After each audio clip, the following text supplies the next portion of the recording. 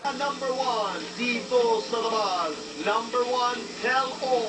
Willie Revillame, haharapin ang mga kontrobersiyang kinasasangkutan niya. Ang ebidensya, ang mga artikulong naglabasan tungkol sa iba't ibang issue kay Willie Revillame habang nasa Amerika siya, habang nasa New Jersey si Willie na matagumpay na nagtatanghal ng wawawi. Sunod-sunod naman ang paglabas ng mga artikulo sa mga pahayagan, mga isyung naghihintay ng kasagutan. Natagpuan na nga ba ni Willie ang babaeng muling nagpatibok ng kanyang puso?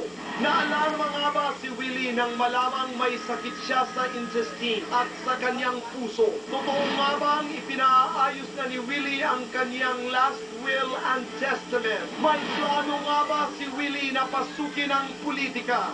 Willie Revillame sa pagharap niya sa malalaking intriga. Live! At ang isa pang eksplosibong revelasyon tungkol sa paghahanda ng kanyang last will and testament. Di umano, nagpaplano raw si Willie na bumili ng isang building sa Tomas Morato, Quezon City. Balak daw niya itong pagiba at patayuan ng bagong building para dito itira at pagsamasamahin ang kanyang buong pamilya. Mga kaibigan, Mr. Willie Revillame at kanyang apo na si Elijah. Mr. Wow, Willie! Magandang hapon sa'yo. Magandang hapon. Kasama talaga ang apo? Uy, apo ko ha. Hello, ito anak ni Meryl, apo ko. Si Elijah. Sama Si ko, Eli. dinalo ako sa bahay, nanghiram ng pera. Okay. Isinama mo na. Sinama ko Okay. Isa-isa nating linawin. Ang lahat ng tao nag-wish na humaba ang buhay. Siyempre, pagka pinapagawa na natin yung last will and testament, parang inaapura natin ang buhay natin. Ikaw ba nakakaramdam ka na talagang hindi magtatagal ang buhay mo? Bakit may ganun? Dapat practical ka sa buhay. Anytime, di mo masabi, buhay, baka bukas pa wala ka na sa mundo.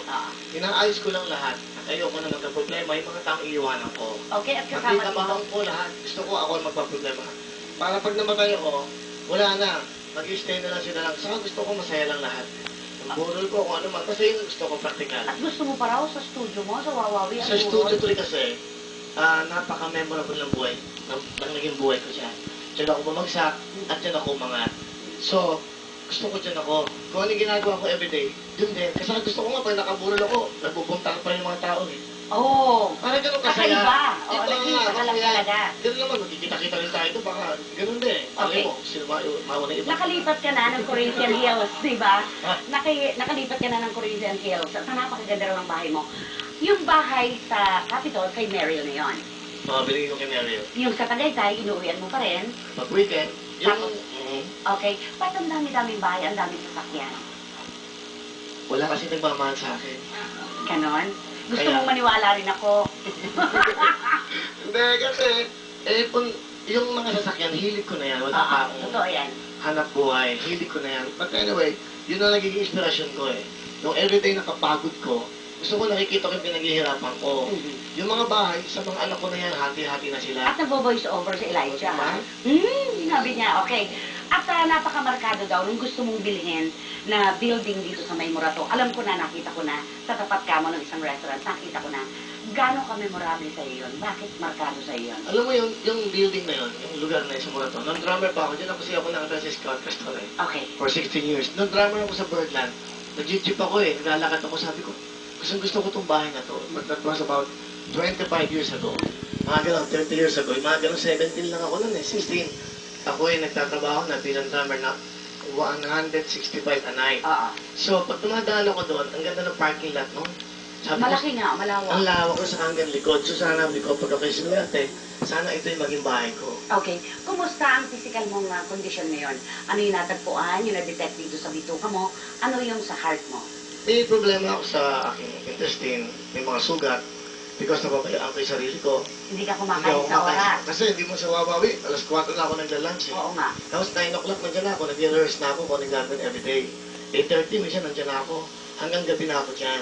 So, once, 1 meal a day lang ata ako eh. Napabayaan ko. So, last year, nagpa-executive ako, naayos naman. May ulcers ako, ang dami. Nagpag-check up dito last week, nung bakasyon ako last 2 weeks ago, may nakitang para sa puso ko, isang pain. Oo. So, Pero kaya pa ng medication. lahat naman na ito, kaya pa siguro. But anyway, ako handa ako sa lahat. Okay, milyonaryo ka na ngayon, ang dami mong properties. Pero, pag nag-iisa ka na lang, di ba naiisip na yung milyon mo magiging piso lang kapag di mo pinakinabangan? Kung dito si Bali, wala lahat to. Ito yung pinapahiram lang sa atin. Mhm. Kahit milyonaryo ka pa, wala ito. Ini-enjoy ko lang kung ano meron ako. Mhm. Nagsimula ka sa wala, nagkaroon ka ng konti, i-enjoy ko na yan. Kasi dapat nag-i-enjoy ka sa buhay. Karang ginagawa ko sa Wawawi, ang dami kong kaso dati. Mhm. Sa backstage, umiiyak ka, pero paglabas ko sa tao, Kailangan nakangiti makita ka. Itong pinasok kong At trabaho. nakakikilabot ng Sabado ng tanghali, pinalabas sa Wawawi, yung pangyayari sa New Jersey.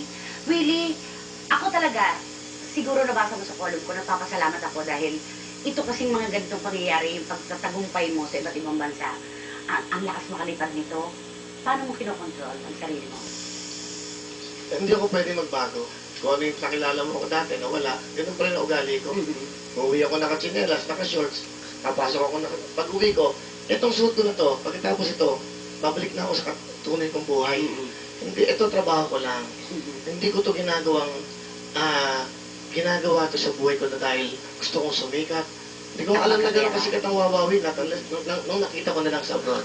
Okay. Wala nakita mo ako, wala. Kausap kita ngayon, ang ganda-ganda ng ningning ng mga mata mo. Parang may kakaibang Alam sinasabi. ikaw din, ba't ka nagpapapayat ka? Parang Ba't ano, nagpapapayat ka ngayon? hindi ako Nag-exercise ka kumakain, raw. lang ito, gawa ni Paul Cabral. Hindi, ano pa mga Ako, ba't host nag-exercise ako, ka guest raw? ka. O birthday mo, Anak, host saka ako. nagtitibak ka na raw ngayon. Dati ang panty mo, nakilaki, panlola. Alam mo, pag nandun ako sa Wawawi, host ka doon, hindi ako ganito, ha? Tinatanong ko Hindi, lang. anak, ganito. Ang ganda-ganda ng mga mata mo ngayon. Meron bang insinuasyon yan ng isang inspirasyon na itinatago mo pa lamang sa ngayon, pero isang araw ay mabubulgar din kung sino itong Ikaw ba babae? meron ka bang ngayon? May boyfriend ka ba ngayon? Ikaw, kilala ko din yung nagustuhan mo dati, ha? Pagpupukpok ng building. Birthday ko ngayon. Uy, napakawalang ginawa mo. Akala mo, ha? Uy. Uy! Ano? Sa gabi, pag malamig, anong ginagawa mo? Christopher Ren. Di ba? Maiba naman, ikaw. Ano ka ba? Paano ka? Teka muna. Nag-nighties ka ba ba? Hindi. Ano muna yung ganda ng kaligayahan ng mata na yan? Saan hinuhugot yan? Ako, alam mo naman ako, tumaan ng bagyo, lahat, nakila ako ng ngiti. Pagpasok ko sa kwarto ko, ako na nakakaalap ng buhay ko. Eh, kung meron man ako naging inspirasyon ngayon o ano man, yun naman yung kasama sa buhay. At regalo mo sa sarili mo yan? Diba, ako lang, alam niyo naman ako, ganun lang ako. Kaya, go, go, go, go. At maraming salamat, maraming salamat. Dali. Birthday, di ba? Okay na yan, Oo. ha? Tanongin ko lang, kamusta ka naman ang love life mo? Gusto ko lang pasalamatan ang Hindi, Blooming hindi. Skin Tanongin ka muna, ano ba? Punchline, Ikaw, Bodega ng ikaw, Bayan, bumalik ka Royal, bumalik ka ng tiba. Aficionado, Uy, lo, ang wapa mo sa, Pangpisaw, luka pa mo sa ano, talampakan, no? Pangpisaw, Big Alam mo, Resort, alam Alipay mo, Dinin, ikaw, Sibat ano ba? Gonzales, Teka muna, dapat naman kita. Oo. Sandali, nagtitiba ka daw. Bake and Regalo ko sa'yo yan. Devil Sarab Sweethearts Balloon.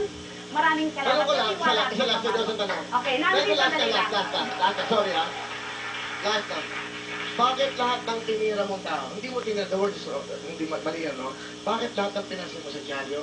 Ako, for 2 years MTV, wala kang ginawa kundi kakain ako sa dyaryo. Mayabang ka, hapon ka, araw-araw mo akong tinitira. Si Senator Bong Revilla, si Piolo, si Osang, marami pa. Pero bakit tinira mo kami? Sobra ka naming mahal. Ano meron ka? Bakit ganun ka? Nako, Hindi, bigla bakit? akong ano. Hindi, mas gusto ko sigurong irespeto nyo ako sa pagiging totoo sa inyo kesa sa purihin ko kayo ng may paimbabaw pero alam nyo na niloloko nyo lang ako at niloloko ko kayo. Yun lang yun. Really, maraming salamat sa tiwala at pagmamahal. Happy birthday, thank you. so much. Bye-bye. Tutuloy na natin ito. Maraming salamat, Elijah. Oy, ano, kamusta ka na? Papalay ko ka ba? Mga